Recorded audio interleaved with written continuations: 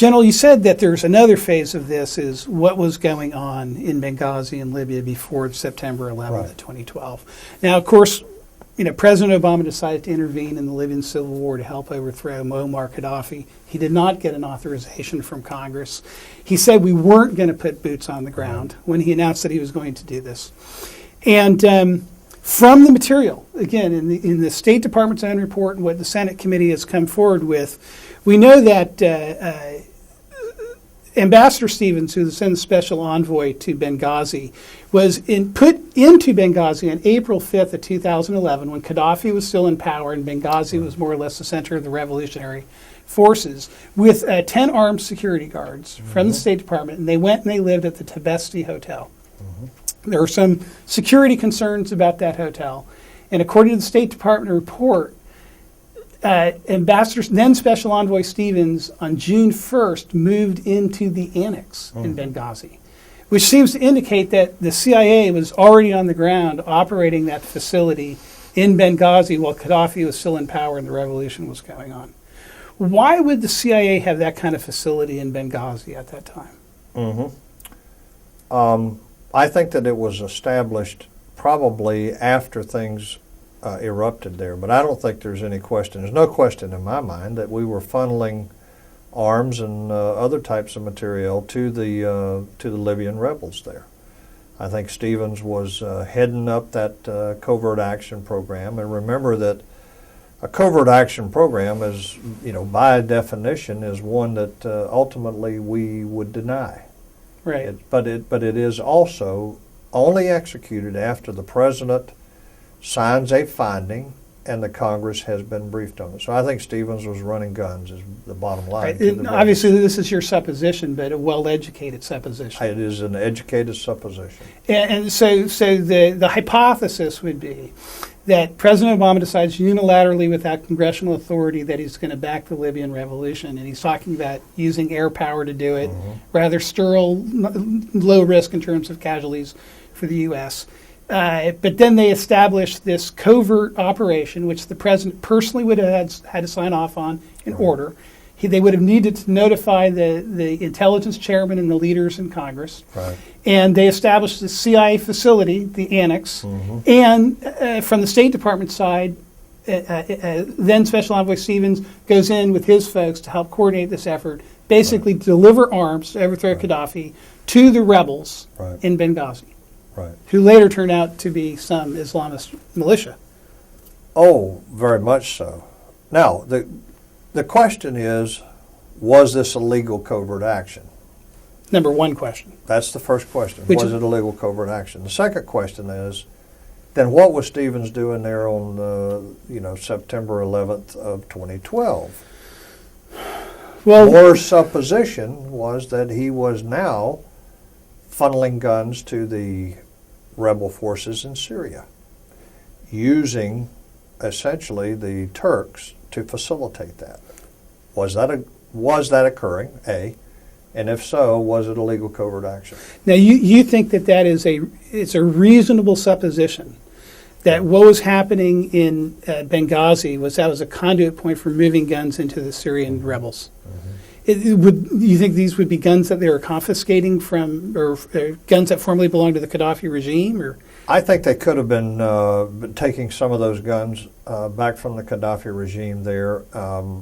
But the other thing is, where did the guns come from that went to the Gaddafi, but went to the rebels that were fighting against Gaddafi? Where did they come from? Did they come out of stockpiles maybe in Turkey? Did they come out of just an international arms dealer's supply in that part of the world?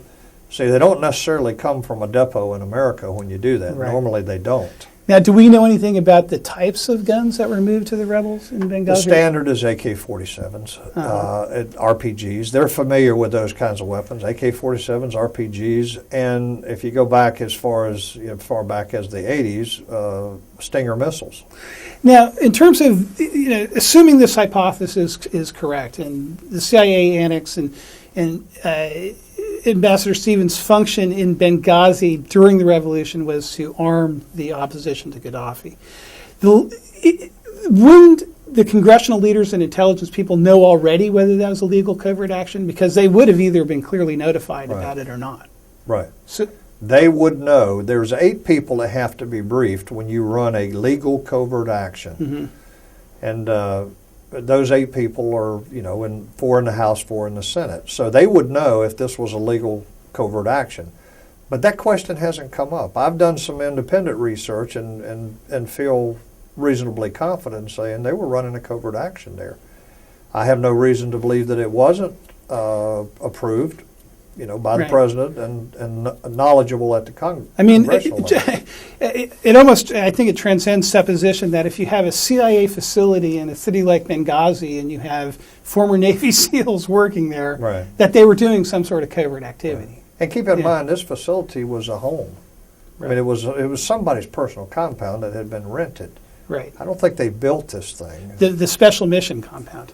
I think both of them were. I think that they were both, former residents of somebody. Right. And now, we know from what they have. So to settle that point, if Obama had authorized illegal covert activity, which the CIA, along with Ambassador Stevens, were engaging in Benghazi during the revolution, John Boehner would know about it, Nancy Pelosi would know about it, Harry Reid would know about it, Senator McConnell would know about it, Mike Rogers, the Intel chairman, and Senator Feinstein, they would all know about this. The 8 people are the 2 people in both parties on the Intel committees, that's 4, and then the 2 senior people in the House and Senate, that being Harry Reid and on the Senate side, and then John Boehner on the House side, and then the ranking member below them. So that's the 8 that would have to be notified by law.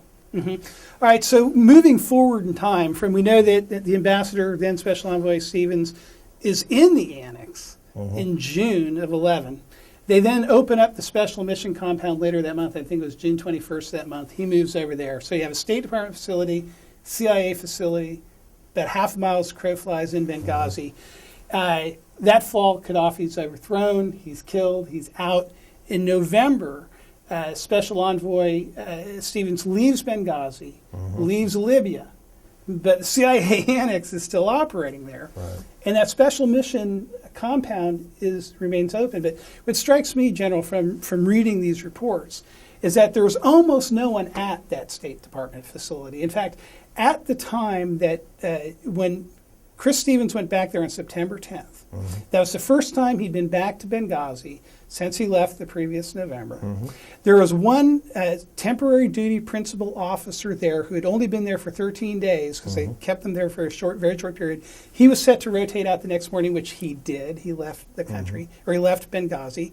There were the 3 security guards, American State Department people who were there. There were the February militia who were basically on strike. They were not protecting the people when they left the compound. So we had one State Department diplomat essentially there who couldn't leave the compound because he didn't have protection. What possibly was the State Department doing in Benghazi at that point with that sort of skeletal crew? Well, I think that they were anticipating that they would eventually be given a directive to support the Syrian rebels, and that would be the hub of that activity. So I think, they kept the facilities open. They kept them functioning. They had somebody there that had to be there because of the communications equipment, because of potentially classified material that was still there. And I think that they stayed there in anticipation of supporting the Syrian rebels. They'd probably been given a heads up on that. In the CIA down the road for the same reason? Yeah. And they'd have a security team of 6 people down the road at the CIA annex place? Yeah. Yeah, because they'd have more classified stuff than the annex. Well, I mean, than theoretically the consulate. They would have had to stay there at a minimum just to protect the classified materials and machineries in the facilities themselves. Right. And so perhaps they were already running guns. Perhaps they were preparing to run guns. You think that now? Then there's if they were doing that, then they would have had to notify those same 8 people, and there'd have to be a paper trail. Right. And at this point, do you think that Congress has a duty to come clean and tell the American people that that's what's going on, or that was what's going on, if that's what was happening?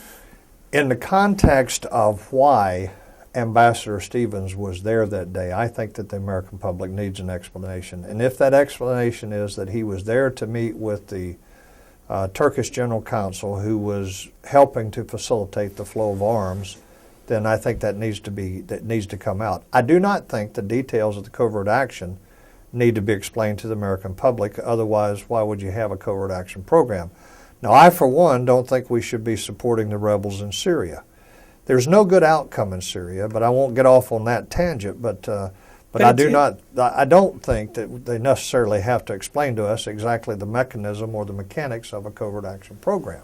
So, General, we were talking about a legal and an illegal covert action. Interestingly enough, General Petraeus, when he went through his confirmation hearings in the Senate Intelligence Committee, was asked in writing about this and spelled out very clearly the statutory responsibilities of the president, that there's this due diligence ahead of time, studies have to be done, a memorandum has to be drawn up, the president has to personally order covert action and has to notify these 8 people in the Congress. If, there's the supposition that you mentioned that what the U.S. presence in Benghazi, that CIA annex and the State Department mission are really about was running guns to the rebels in Syria. Yeah. Now, if that were the case, as I said before, wouldn't it be true that if it were done legally, the leaders in Congress would already know that's the case? Absolutely. And if it was done illegally, they should investigate it. Absolutely. And that you believe, and you're obviously someone with a great deal of experience in clandestine military activity, quite frankly, that it would be legitimate and not harmful to U.S. interests to just state generally the fact that this type of covert activity was going there without getting into the mechanics of it. Right. So they could tell us if, in fact, there's a gun-running operation to Syria going on there. They could tell us that. Absolutely, they could tell us. First of all, if it was legal, the Congress has been briefed, so the Congress could tell you tomorrow whether there was an operation to supply arms and materiel to the rebels in Syria, if it was legal. Why do you think the Republicans in Congress wouldn't aggressively pursue this? Boy, that is a question that I'm going to answer you in a way that you're probably not expecting, but it's because we've got no leadership. Mm-hmm. We have no leadership in our Congress, and the Republican Party, sadly, is suffering from a lack of leadership right now. I mean, I think that, if this had been George Bush, there would have been calls for impeachment on a number of things that have occurred here. And while I'm not advocating impeaching the president, what I am saying is that we need more information on a number of things that have occurred. And the fact that the Republicans are not screaming for hearings on some of these things, like we talked about earlier, why was there no military operation to save our diplomats, or at least to recover their bodies? The Republicans ought to be climbing the walls over that. General, it seems to me there's an irony here. If you go back and you look at Madison's notes from the Constitutional Convention and they discuss the war power, they ended up saying Congress shall have the power. That's right. And there was debate about it because there were some delegates at the Constitutional Convention who thought the president ought to have it. There were some people who thought the Senate alone ought to have it. They finally gave it to Congress alone. And they first said Congress should have the power to make war. But then they amended it to Congress, Congress should have the power to declare war. And in his notes, Madison said that in the debate they made it clear that this was to leave open the power of the executive to repel sudden attacks. Meaning that the one time the president could act unilaterally to deploy U.S. military force in harm's way was to repel sudden attacks. The irony, it seems to me, is in Benghazi we had a sudden attack on Americans, which was precisely the sort of thing that the Founding Fathers, in framing the Constitution, empowered the president to use the military without prior consent of Congress. Yet he didn't. On the other side of the Libya equation, we have the president intervening in Libya with U.S. military force without even asking for Congress to authorize it. Isn't that ironic? Keep in mind also that embassy under international law is sovereign U.S. territory. This is not a matter of invading another country. This is protecting sovereign U.S. territory. Now, with regards to supporting the rebels in Syria, I can't prove that there was a covert action program. I've got a lot of information that says there was. But if there was, and it was done legally, I have no issue with it. But if it was done without the proper process being followed, including the Congress being notified, and generally when the Congress is notified, they appropriate money for it, I've got a big issue with it because we don't operate that way. That's outside of the way America should be functioning. Right. I mean, that sort of covert framework, you do have congressional involvement, even if you don't have a vote of the actual Congress, Right. which for practical reasons maybe makes sense. But isn't it a different thing when President Obama orders U.S. Navy and Air Force Totally assets to intervene in Libya? See, I think that was a violation of the Constitution. To put our sons and daughters in harm's way. Now you say, well, it was a no-fly zone. Yeah, but who was flying it? It was our sons and daughters that were flying the no-fly zone, and there were missiles and there were aircraft there. We put them in harm's way without as much as a notification of our Congress. I don't see how that could possibly be legal under our Constitution. And President George W. Bush did get an authorization from Congress before he went into Afghanistan and before he went into Iraq. As someone who, for more than 3 decades, served your country in the U.S. Armed Forces, would you say to future presidents and future Congresses that if they're going to put Americans in harm's way, if they're going to initiate military action, they must, unless they're acting to repel an attack on our people, get the authorization of Congress first? I would totally agree with that. I think it's an imperative, and I think it's what our Constitution calls for. General Jerry Boykin, thank you very much. Thank you.